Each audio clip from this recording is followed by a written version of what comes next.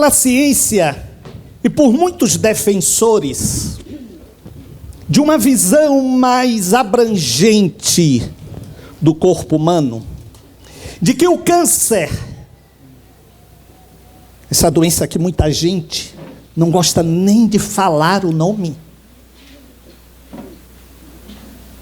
mas precisamos, se queremos enfrentar os nossos medos, precisamos sim bater, permitam a redundância, de frente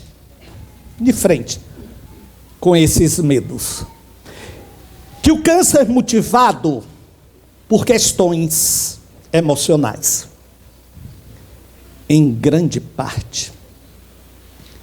É verdade que muitos médicos não aceitam, sobretudo os organicistas, os mecanicistas, que só veem um corpo como uma máquina estabelecida por engrenagens.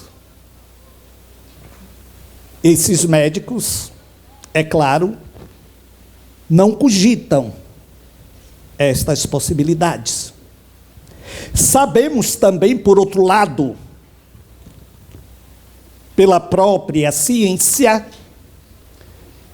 que são questões multifatoriais que convergem para uma pessoa vir a ter um câncer. São fatores genéticos, ambientais, hábitos, inclusive alimentares. Então, são inúmeros fatores. Mas a verdade é que hoje já se tem muitas pesquisas falando desta possibilidade forte, contundente, do câncer ter como fator desencadeante ou mesmo gerador essas questões emocionais. Uma pós-doutora, Carmen Bueno Neme, brasileira, paulista, pós-doutora exatamente na arte, digamos assim, porque é uma arte de estudo da fisiologia e da interação das questões fisiológicas humanas às emocionais. Ela lançou um livro chamado Psico-Oncologia, Caminhos e Perspectivas. Psico-Oncologia, Caminhos e Perspectivas. Comecei a ler esse livro e me gerou ansiedade por querer ir mais rapidamente possível, até para trazer o conteúdo a vocês. São inúmeros casos que ela saiu pontuando. E, meus amigos, é impressionante. Ela é de formação em psicologia, mas é uma pesquisadora notável em Campinas, em Bauru também. Então, ela levantou casos que acompanhou. Então, não é um livro defendendo a teoria, é um livro de apresentação de casos.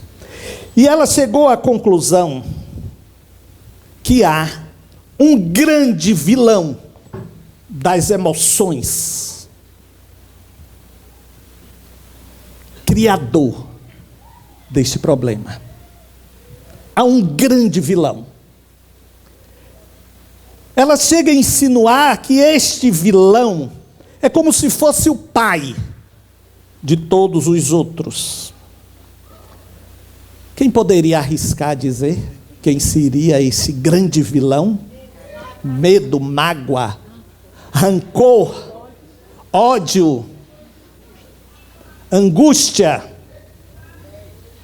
hein? Inveja. Não, nenhum desses. Estresse. Estresse. Estresse.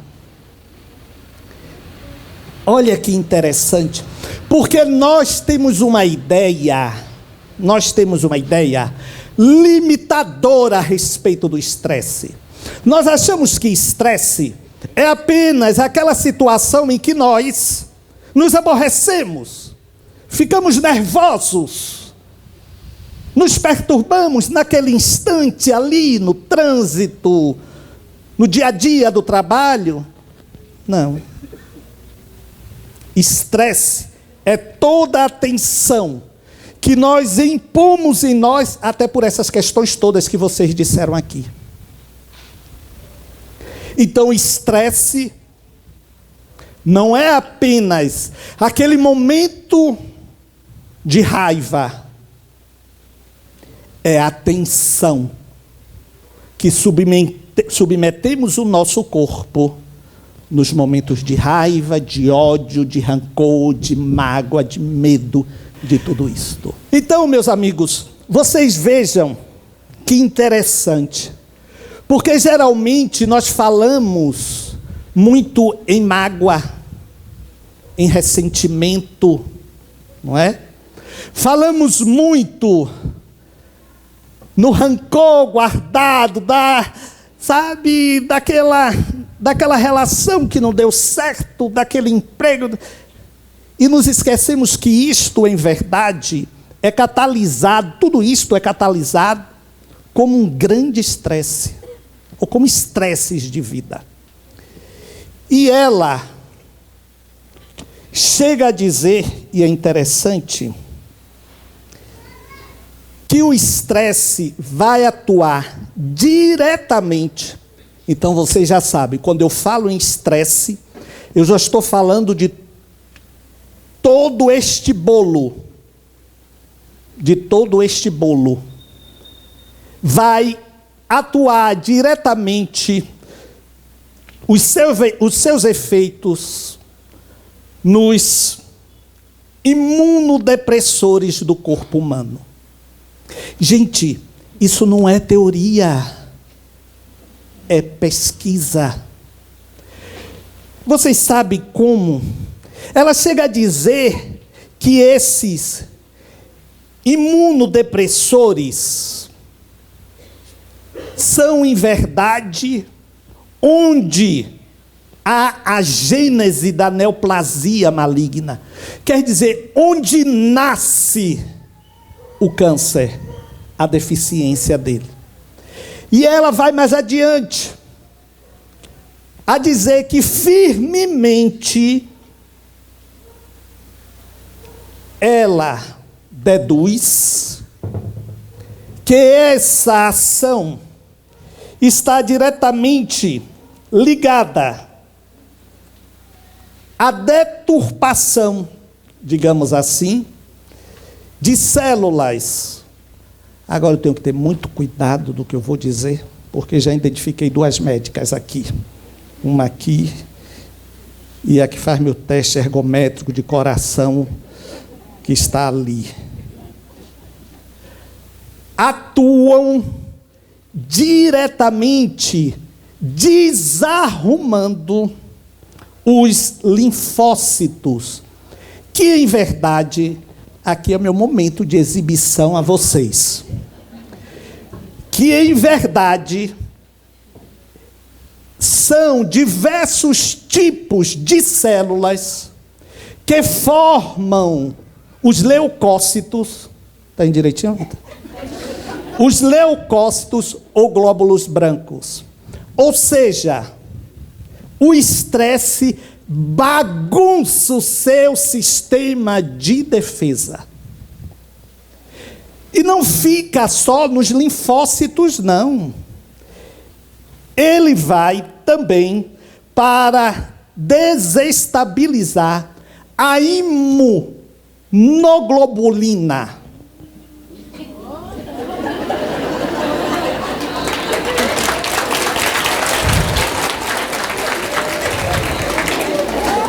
Minha próxima cadela eu vou botar esse nome. Imunoglobulina. Que sabe o que é a imunoglobulina? Eu vou explicar para vocês que não sabem, que são ignorantes no assunto.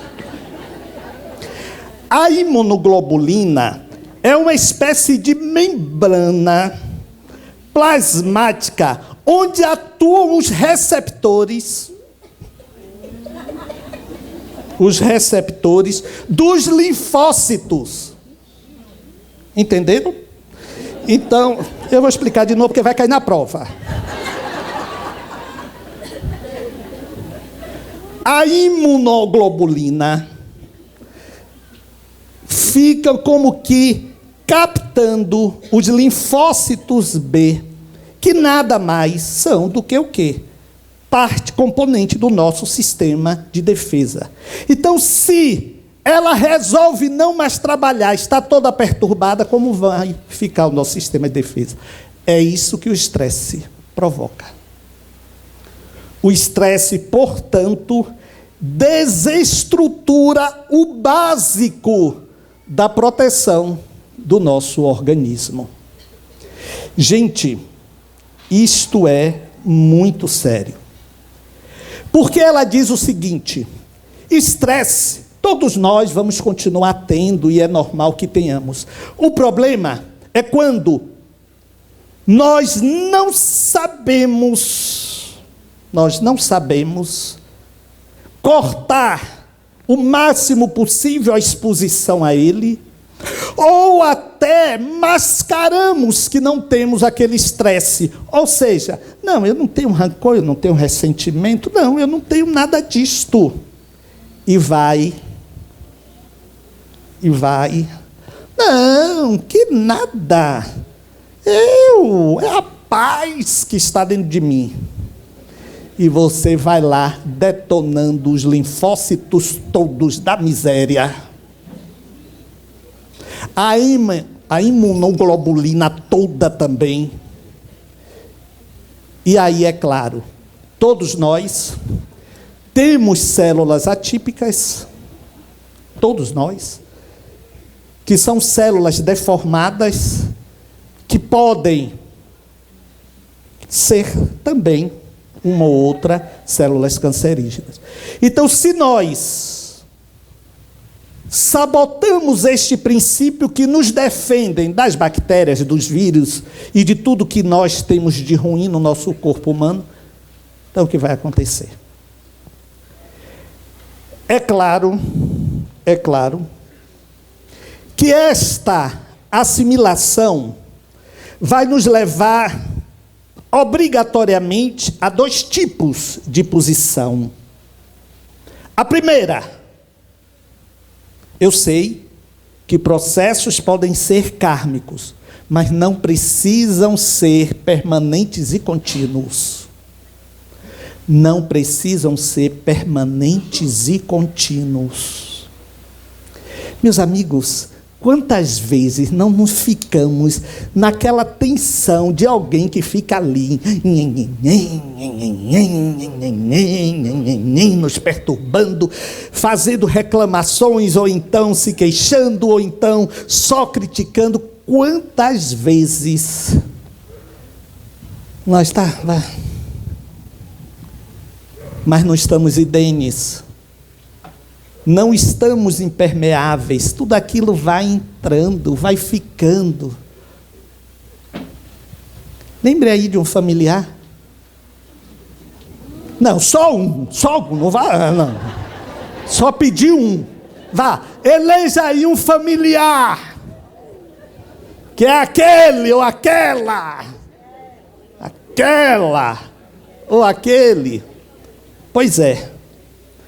Veja que na presença dele ou dela, como você fica tenso, como você fica estressado, estressada.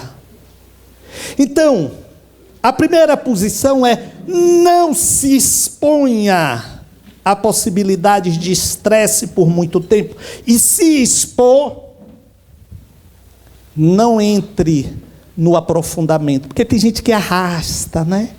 Arrasta tudo, arrasta o rancor, a mágoa. Medrado, eu não digo nada para poder não ter confusão. Tá, tudo bem. É louvável, não tem confusão lá e se detona cá. Pronto. Então é isto. Desate esses nós do seu coração. Desate. O que não quer dizer que você vai aceitar tudo. Não, se afaste. Medrado não é cristão. Olha, amar o próximo como a si mesmo. Amar o próximo como a si mesmo. Jesus colocou aí qual é a possibilidade de amar o outro. Se você amar você. Vocês imaginem, eu estou há 40 anos à frente dessa instituição. 40 anos.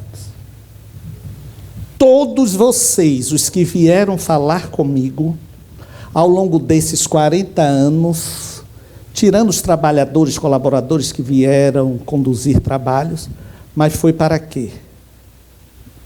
Me trazer problemas. Vamos combinar? Me trazer problemas. Vai que eu mergulhasse, não criasse, porque eu gero empatia. Eu vou muitas vezes com um problema na cabeça. Gente, tem um que até hoje, um problema sério, vocês vão ver que é sério. Eu já contei eles, até hoje esse problema não me saiu da cabeça.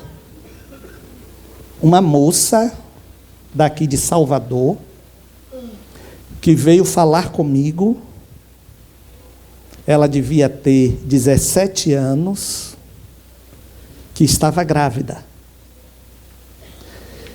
E ela queria fazer aborto.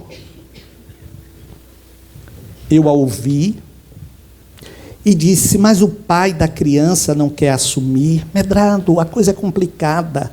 Eu disse, ele não veio com você? Aí ela apontou assim, veio, mostrou um rapaz que estava assim afastado, foi lá dentro.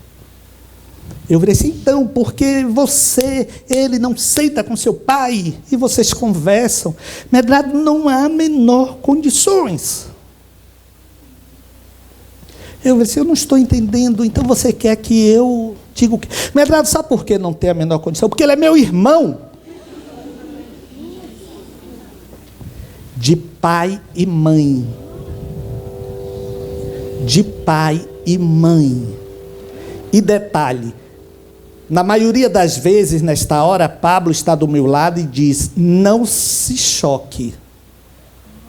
A pessoa não merece o seu choque, e sim o seu acolhimento. Agora, você é jogado um negócio desse na sua cara, aí você congela. E você vai dizer o quê? Nunca mais essa menina voltou. 17 anos e ele 19. Qual é a meta? E não ficar... porque o meu tio, o meu bisavô, meu tataravô. Não. Desate nós. Desate nós. Porque você está adoecendo. Você está adoecendo. Quanto mais tempo você estiver exposta a esse desconforto emocional que você tenta mascarar, você, em verdade, está se sabotando. Pense nisto. E eu, no lugar de vocês, ficaria com medo. Vocês vão morrer. Tudo bem, todos vamos, não é? Mas a escolha é você procurar agir conhecendo a sua vontade e os seus desejos. E se são éticos e lícitos, não desista deles. Não desista. E isso significa ter verdadeiramente paz. E reforçar. Aí a pós-doutora Carmen Neme diz, o contrário, você reforça o seu sistema imunológico. Ou seja, a posição de não se submeter a estresse, de buscar momentos, e ela fala isto no encaminhar do livro, como esses momentos, de reflexão, de meditação, você está, em verdade, também se autoimunizando. Ou seja, agir sempre pela vontade sua. E, é claro, em associação com o outro, com a outra, se isso não significa uma violação de você. É claro que o desafio de sairmos desses processos estressantes, e olha, vocês sabem o que ela diz ainda? Que o maior estresse que passamos é no ambiente familiar. Mas são por questões lógicas. Porque é onde nós temos mais afinidade. São pessoas que nós temos um vínculo emocional maior. São pessoas que nós temos, digamos assim não, é assim, mas amor.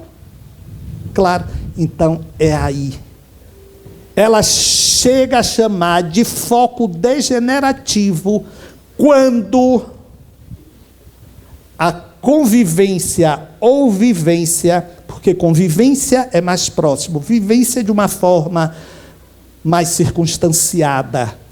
Quando a convivência e ou vivência não é leve, não é suave e sempre tensa.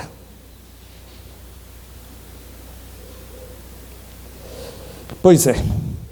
Então temos que entender que essas dificuldades são geradas em parte pelos nossos processos kármicos, claro, pelos nossos processos de endividamentos, claro, mas também porque nós não nos posicionamos como libertadores de nós mesmos.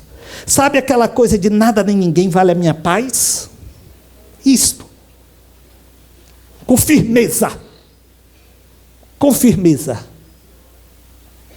Mas para que isto aconteça, temos que ter os nós desatados. Nós não podemos dizer isso com os nós aqui, da raiva, das dores, e só mais não, um nó em cima do outro, um nó em cima do outro, um nó em cima do outro. Não podemos. É claro que em tudo que nos acontece, infelizmente, e eu sempre digo isso aqui, nós até nos apoiamos em situações piores que já tenhamos passado, ou que sabemos que alguém passou. Não deveria ser assim, não é? Deveríamos ser sempre solidários e nunca nos comparar com o outro, nem de uma forma e nem de outra. Não deveria, mas ainda fazemos essa comparação, porque afinal de contas, somos imperfeitos. Não é? Um garoto, por sinal, 16 anos. 16 anos. Deixou em cima da mesa do quarto uma carta. Digitou e disse: pai, eu sei que você vai sofrer, mas o senhor lembra de Macacão, aquele meu amigo peludo parecendo Tony Ramos? Aquele que imitou Tuca Fernandes e tateou o corpo todo. Aquele barbudo que você dizia que quando comia, a comida ficava na barba caindo. Você lembra, pai? Eu estou lhe dizendo que eu fugi com ele. Fugi com ele. Vamos viver juntos. E pensem até adotar criança mais adiante. O pai olha aquilo. Meu Deus, eu não imaginava. Já para cair, se segurando. nas coisas. Mas antes disto, eu quero que você abra a primeira gaveta à esquerda. Aí ele abriu, estava lá um cartaz. Fui reprovado, mas pense bem, tudo poderia ser pior. Tudo que eu falei na carta é mentira. Diante disso, ele ia reagir como que alívio, ele foi reprovado. Só foi isto. A vida é assim. Não é? A vida é assim. A vida é assim. Nós pensamos que a coisa é ruim, mas pode não ser tanto. Não é verdade? E meus amigos, para encerrarmos, é muito importante que o nosso caminhar seja sempre muito resoluto, muito determinado. Que seja sempre muito firme. De preferência sobre um estrado de fé, de oração. Mas para que tenhamos esse caminhar firme, determinado, precisamos nos conhecer. Precisamos saber o que efetivamente queremos. Precisamos avaliar a nossa vida. Precisamos fazer um balanço constantemente sobre tudo que nos envolve, o que temos. São essas coisas que você gostaria? São essas coisas que você quer? Ou são essas coisas que apenas podem ser? Mas é preciso saber, porque aí ninguém arrefece a sua determinação. Ninguém macula a sua caminhada. E ninguém arrasta você para tirar você do seu foco. Não falo de egoísmo, não. Eu falo de libertação. Venha comigo, se você quer. Venha comigo. Ah, não quer? Paciência. Mas vamos deixar aclarado aqui as nossas questões. Por isto, que resolvam as suas pendências,